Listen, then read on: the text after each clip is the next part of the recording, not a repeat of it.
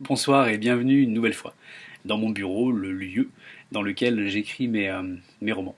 Ce soir, je vais vous parler de mon premier roman qui a été édité, qui était Nouvelle Ère, pas le premier à avoir été écrit, en tout cas le premier à avoir été édité, qui est Nouvelle Ère.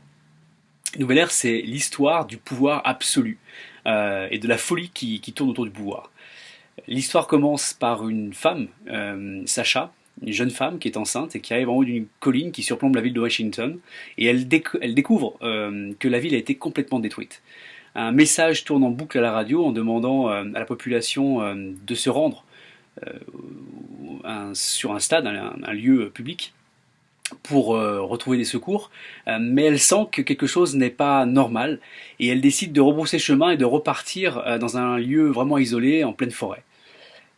L'histoire commence comme ça, en sachant que la guerre a été déclenchée par un homme, le général Burke, qui en pleine nuit est réveillé pour réagir à une guerre nucléaire d'une intensité jamais connue, en pleine nuit, par tous les pays équipés de l'arme nucléaire, et sans aucun signe annonciateur. Donc il arrive, il riposte, et il s'aperçoit au petit matin qu'il a mené cette guerre, mais qu'en parallèle, un autre général a mené une guerre contre son pays, en alliance avec les autres pays.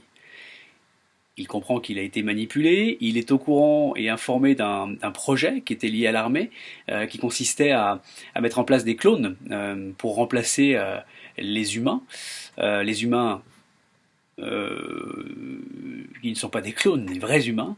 Il réalise que le programme va bien au-delà de ça, c'est que cette guerre a servi à anéantir une bonne partie de l'espèce humaine pour mettre en place des clones complètement malléables et serviables pour les différents gouvernements, pour supprimer tous les problèmes que peuvent rencontrer les gouvernements liés eh bien, à l'être humain, à l'intelligence et à ce qu'il peut attendre de la vie avec ses demandes.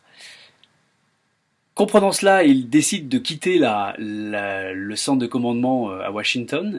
Il se déroule pour quitter ce bâtiment et prend la route en ayant en tête l'idée de regrouper les personnes perdues qu'il pourrait retrouver pour essayer de reconstruire quelque chose et pourquoi pas de retourner la situation et de revenir à une situation normale en changeant peut-être quelques petites choses.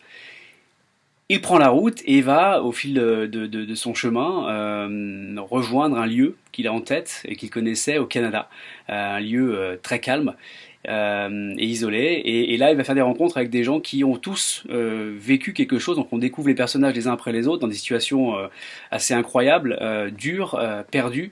Il va les retrouver et va essayer avec eux bien de reconstruire quelque chose. Je n'en dirai pas plus sur la suite du roman.